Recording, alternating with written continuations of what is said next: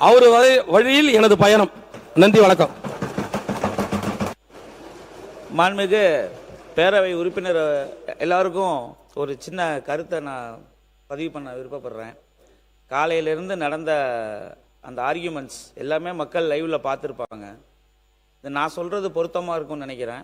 இது என்னோட கருத்தை உங்கள்கிட்ட நான் சொல்கிறேன். இதுக்கு உடனே பதில் கருத்துலாம் அவசியமற்றது.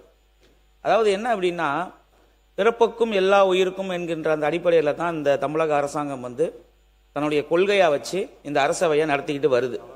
இதில் கடந்த 70 ஆண்டுகளில் மாறி மாறி இங்கிட்ட அமர்ந்திருப்பவர்கள் ஆட்சி அமைச்சிருக்கீங்க. அதில் பல்வேறு திட்டங்கள் நீங்கள் செயல்படுத்தி இருக்கலாம். இதில் அடிப்படை விஷயம் என்ன அப்படின்னா, உளவியல் மாற்றம் தான் தேவைப்படுகிறது.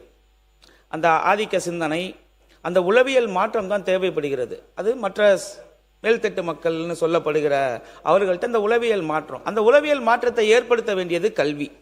ஸோ அதை சார்ந்த முன்னெடுப்புகளையும் அந்த உளவியல் மாற்றத்துக்கு உந்துதலாக இருக்கக்கூடிய ஆக்கப்பூர்வமான ஒரு கருத்தியல் ரீதியான கருத்தரங்குகளையோ அல்லது மக்களிடம் அந்த விழிப்புணர்வை ஏற்படுத்துவதை முன்னிலைப்படுத்துகின்ற வகையில் நடக்கின்ற இந்த அரசாங்கம் செய்தாலே போதும் என்கின்ற அளவிலே அந்த கருத்தை நான் பதிவு செய்து கொள்கிறேன். மற்றபடி தமிழக வெற்றிக் கழகம் என்பது நான் அறிந்த வரையிலே பிறப்புக்கும் எல்லா உயிருக்கும் என்கின்ற கோட்பாட்டுடன் மதச்சார்பற்ற சமூக நீதி கொள்கைகள் தான் என்று சொல்கிறது. அதன் மூலம் அனைத்து வகுப்பினருக்கும், சிறுபான்மையினராக இருந்தாலும் சரி, பெரும்பான்மை மக்களுக்கும் சரி, தாழ்த்தப்பட்டவர்களுக்கும் சரி, இது ஒரு சமமான அரசாங்கம் என்பதை இந்த நேரத்தில் நான் பதிவு செய்ய கடமைப்பட்டு இருக்கின்றேன். இன்னொரு விஷயம், மாண்புமிகு உறுப்பினர் ராஜா அவர்கள் சொன்னார், ரொம்ப டேலண்டாக 3 இடத்துல அவர் ட்ரிகர் பண்ணாப்ல. அந்த ட்ரிகர் பண்ணும் பொழுது பதில் சொல்ல வேண்டிய நிர்பந்தம் ஆளுங்கட்சிக்கு வரும். சரி, நான் அதுக்குள்ள நான் வரல. இருங்க பேசும்போது குறுக்க பேசாதீங்க. இதுதான் தவறு. உங்களுடைய கொறடா இருக்காங்க. இருங்க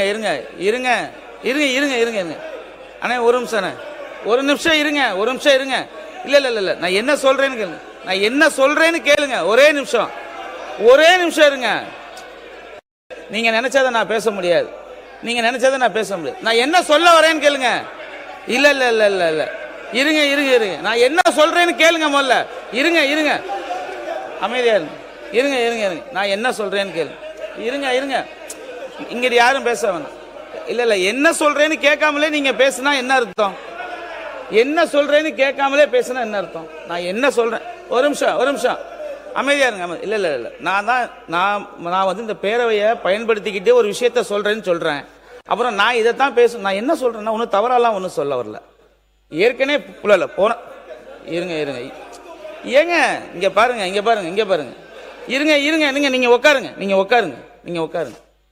அந்த மாதிரி ஒரு சொல்லு வந்தாலே நீங்க எல்லாரும் எந்திரிக்கிறீங்க.